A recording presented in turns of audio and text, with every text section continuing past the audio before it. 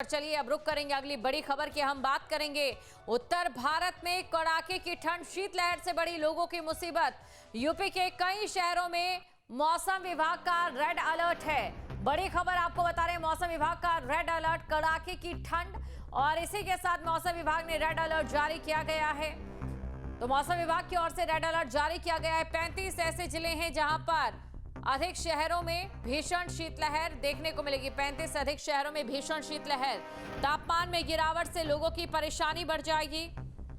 लोगों को कोहरे की मार से थोड़ी राहत जरूर मिली है। कई शहरों में बारिश की चेतावनी, और बारिश का देखिए किसानों को सबसे ज्यादा इंतजार है। तो बारिश का किसानों को सबसे ज्यादा इंतजार, क्योंकि अभी सूखी ठंड पड़ रही है, पाला पड़ रहा है, जिससे जाहिर तौर पर फसलों को ज्यादा नुकसान हो रहा है।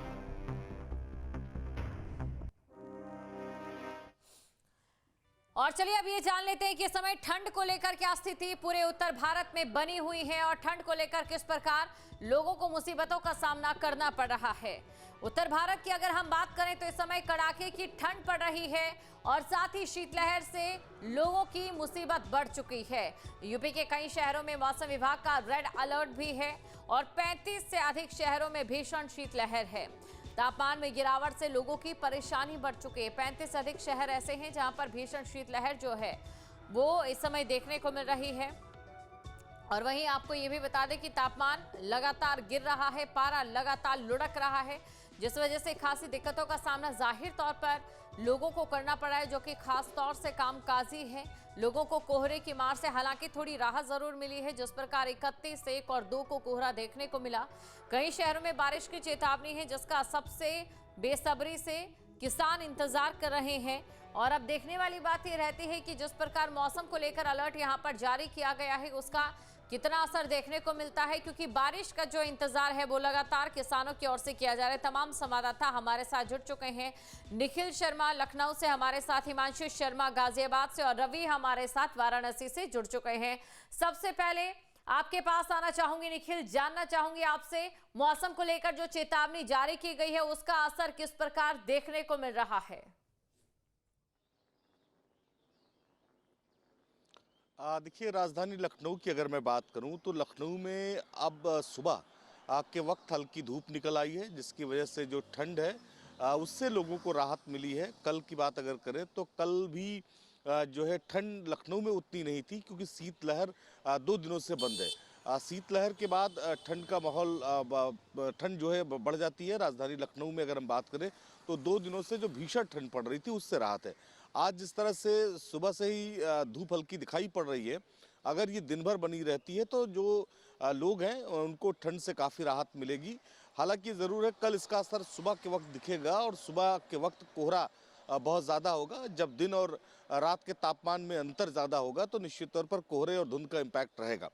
तो ये ज़रूर है कि 2 दिनों से पिछले अगर हम बात करें तो जिस तरह से मौसम था उसकी वजह से परिवहन पर काफ़ी इम्पैक्ट पड़ा है, चाहे वो बस यातायात की बात हो, चाहे रेलवे की बात हो, या चाहे हवाई यातायात की बात हो। सब पर इसका असर पड़ा था। सभी जगह देखा गया कि चाहे फ्लाइट, ट्रेन और बसें लेट हो रही थी। तो अभी आज जो सुबह से जो है मौसम खुल गया है, इससे लोगों को राहत मिलेगी। एक तरफ जहां तापमान में बढ़ोतरी होगी, दूसरी तरफ जो ट्रांसपोर्ट सिस्टम है उसमें भी थोड़े सुधार आएंगे। लगभग 2 दर्जन ट्रेनें राजधानी लखनऊ से होकर गुजरने वाली जो ट्रेनें थी वो लगभग 10-10 घंटा लेट चल रही हैं। तो उनके समय में भी अगर कोहरा कम होगा, विजिबिलिटी होगी, तो उनके समय में जो अंतर है वो कम होगा। अभी अगर हम बात करें राजधानी लखनऊ में तो मौसम विभाग ने जो अनुमान लगाया है, आने वाले 2 दिनों तक और अलर्ट है ठंड को लेकर। लेकिन आज जिस तरह से धूप निकली है, या 1 दिन या 2 दिन में जिस तरह से धूप निकल रही है, इसे देखकर ये लग रहा है कि लखनऊ में ठंड का उतना इम्पैक्ट नहीं दिखाई पड़ रहा है। हालांकि ज़रूर है कि आसपास के शहरों में काफ़ी ठंड है। बाराबंकी पिछले 2-3 दिनों तक सबसे ठंडे जनपदों में से रहा। 35 से ज़्यादा जो जनपद हैं उन पर जो है रेड अलर्ट उनको जारी किया गया है। जो भी गंगा, यमुना और दूसरी तरफ अगर हम बात करें जो सरयू नदी है उसके आसपास की जो इलाके हैं वहाँ पर सबसे ज़्यादा जो है कोहरे और धुंध का इम्पैक्ट देखने को मिलता है, चाहे वो एक्सप्रेसवे की बात कर लें, चाहे वो पूर्वांचल एक्सप्रेसवे की बात कर लें। तो उन इलाकों में ज़्यादा आपको धुंध और कोहरे का असर दिखाई पड़ रहा। मध्य में जो जनपद है वहाँ उतना इम्पैक्ट नहीं है, खास करके अगर राजधानी लखनऊ की हम बात करें। तो अभी 2 दिनों का मौसम विभाग का अलर्ट है। आज लखनऊ में सुबह से हल्की धूप आ गई है, जिसकी वजह से लोग राहत की सांस ले रहे हैं। जी। तो लोग यहाँ पर राहत की सांस ले रहे हैं। हिमांशु के बाद चलते हैं, हिमांशु से जानने की कोशिश करते हैं। हिमांशु, देखिए, ये जानना चाहेंगे दिल्ली एनसीआर में जहां पर ट्रिपल अटैक है कोहरे का और यातायात नियमों को लेकर भी कुछ बदलाव यहाँ पर किए गए हैं, उसको लेकर कितना असर देखने को मिल रहा है?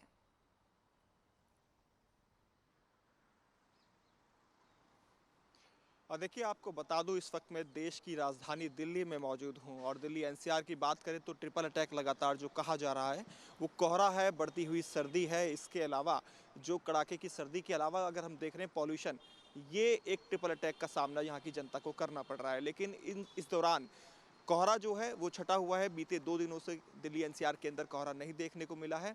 पॉल्यूशन लेवल में भी पहले से थोड़ी कमी देखने को मिली है। हालांकि आज सुबह पॉल्यूशन लेवल ज़्यादा था, लेकिन जैसे जैसे दिन चढ़ा है पॉल्यूशन लेवल में कमी देखने को मिली है। एक्यूआई लेवल की बात करें तो फिलहाल 300 एक्यूआई लेवल दिल्ली का बना हुआ है और गाजियाबाद, गौतम बुद्ध नगर की भी अगर हम जोड़कर देखें तो वहाँ पर भी 300 साढ़े 300 के बीच में एक्यूआई लेवल बना हुआ है। तो पॉल्यूशन एक बड़ा इम्पैक्ट कह सकते हैं कि दिल्ली एनसीआर की जनता पर लगातार डाल रहा है, प्रभाव डाल रहा है, जिसकी वजह से लोगों की सेहत भी खराब हो रही है। वहीं अगर हम बात करें सड़क पर रफ्तार की, जो हाईवे है, नेशनल हाईवेज हैं, उन सब पर पहले ही सीएम योगी की तरफ से बोल दिया गया था उत्तर प्रदेश के अंदर जो वाहन की रफ्तार है वो तकरीबन, जो हल्के वाहन है उनको 75 किलोमीटर प्रति घंटा की रफ्तार बोला गया था चलने के लिए। इसके अलावा जो भारी वाहन है, ट्रक हुए या इससे बड़े वाहन हुए, उनको 40 किलोमीटर प्रति घंटे की रफ्तार से चलना होगा। ये पहले ही तय कर दिया गया था जिससे हादसे कम हो सके और दुर्घटनाओं से बचा जा सके, क्योंकि शुरुआत में ही देखा गया था जिस तरह से मथुरा में जो एक्सप्रेसवे है वहाँ पर हादसा हुआ था बस का और एक के बाद एक गाड़ियाँ भी टकराई थी। तो इस तरह के जो हादसे हैं उनसे बचने के लिए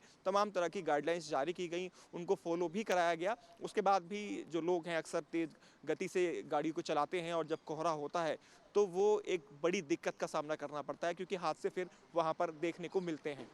लेकिन दिल्ली की अगर फिलहाल बात कर लें तो आज का मौसम देखा जाए ओवरऑल थोड़ा पहले से ठीक है, सर्दी ज़्यादा इतनी नहीं है। हालांकि जो टेम्परेचर दिखाया जा रहा है उसके अकॉर्डिंग मिनिमम टेम्परेचर रात के समय तकरीबन 2 बजे करीब 7 डिग्री से 6 डिग्री तक पहुंच रहा है और इसके अलावा दिन में मैक्सिमम 17 डिग्री तक ये टेम्परेचर पहुंच रहा है। तो मिला जुला असर सर्दी का भी यहाँ देखने को मिल रहा है। गलन जरूर यहाँ लोगों को महसूस हो रही है और उस तरह से जो सर्दी है वो यहाँ पर लोगों के लिए फिलहाल काफ़ी ज़्यादा परेशानी का सबब है। और वहीं अगर हम तीसरे फैक्ट की बात करें जो आप लगातार कह रहे थे कि बारिश का पड़ना बेहद ज़रूरी है।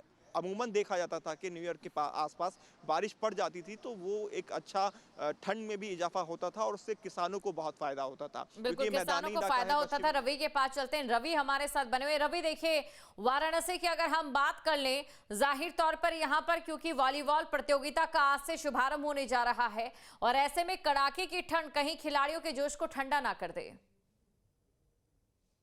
नेशनल सीनियर वॉलीबॉल जो है होने जा रहा है सिगरा कॉम्प्लेक्स में, तो कहीं ना कहीं इसका असर दिख नहीं रहा है प्लेयरों पे और वो बड़े उत्साह से जो है कि मैदान और ग्राउंड पे जो दिख रहे हैं, सुबह से वो प्रैक्टिस करते दिखाई दे रहे हैं। अगर बात की जाए वाराणसी में, तो वाराणसी में आज के दिन जो है कड़ाके की ठंड पड़ रही है। सड़कों पर गाड़ियों की जो रफ्तार है वो धीमी पड़ गई है, लोग अलाव की तरफ रुख कर चुके हैं। अगर बात की जाए वाराणसी प्रशासन की तरफ से, नगर निगम की तरफ से, तो नगर निगम की तरफ से बाकायदा जो है कि चौराहों पर जो अलाव की व्यवस्था की गई है। अगर कल शाम की बात की जाए तो यहाँ पर खुद उत्तर प्रदेश के सीएम मौजूद थे। उन्होंने जो है कि रैन बसेरों में जाकर लगभग 100 से ज्यादा कंबल बांटे हैं। करीब 100 पैकेज जो है खाने के वो उन्होंने दिए हैं। जो गरीब मजदूर असहाय लोग हैं जो खुले आसमान में सोते हैं उनको दिया है उन्होंने। रैन बसेरों में वहां पर बुलाया गया था उनको और वहीं पे रहने की व्यवस्था की गई। वहां पर टीवी की व्यवस्था की गई है, वाईफाई की व्यवस्था की गई है। पूरी तरीके से रैन बसेरों को हाईटेक कर दिया गया है। जो वहां लोग आए, गरीब और मजदूर असहाय लोग जो बाहर पे सोते हैं, वो आए तो उन्हें एहसास ना हो घर का, कि उन्हें घर जैसा माहौल नहीं मिल रहा है। तो इस समय अगर बात की जाए तो खुद मुख्यमंत्री ने रैन बसेरों का निरीक्षण किया और वहां पर जाकर 100 से ज्यादा कंबल बांटे हैं और पैकेज खाने के दिए हैं। तो कहीं ना कहीं वाराणसी में पूरी व्यवस्था है जो ठंड से बचाव के लिए उन मजदूरों को, असहाय लोगों को और साथ ही साथ वाराणसी प्रशासन इसमें पूरी तरीके से मुस्तैद है और हर जगह जो है कि चौराहों पर अलाव की व्यवस्था की गई। जो लोग बाहर सो रहे हैं उन्हें रैन बसेरों में ले जाने की व्यवस्था की गई है। तो इस तरीके से वाराणसी में आज का दिन अगर देखा जाए तो ठंड का दिन है, बदरी छाई हुई है, धूप अभी तक नहीं निकला है। तो आज जो है कि ठंड देखा जा रहा है तो लोग कम निकल भी रहे हैं और माना जाए तो आज जो है कि करीब 12 बजे के आसपास यहाँ पर धूप निकलने की संभावना है, लेकिन सुबह का समय ठंड है और गलन है, ये देखा जा रहा है। लोग इस समय अलाव की जो है कि रुख कर रहे हैं। जी बिल्कुल, लोग अलाव का सहारा ले रहे हैं। और हिमांशु, आपके पास आना चाहूंगी, जानना चाहूंगी प्रशासन की ओर से क्या व्यवस्थाएं की गई हैं। गाजियाबाद की अगर हम बात करें, जाहिर तौर पे बहुत सारे कामकाजी लोग और या यूं कहें कि बिजनेस हब जो रहता है, दिल्ली में भी इसको लेकर क्या तस्वीरें हैं?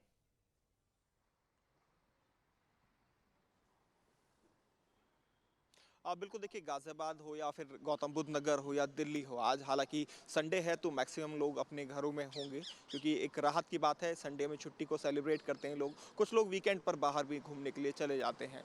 तो सर्दी का इतना असर फिलहाल आज अगर हम कहें तो उतना देखने को नहीं मिल रहा है। खुद हम बाहर सुबह से निकले हुए हैं तो कोहरा क्योंकि नहीं है, सबसे अच्छी बात यह है, क्योंकि कोहरे में जब आप ट्रैवल करते हैं तो आपको सबसे ज़्यादा परेशानी होती है।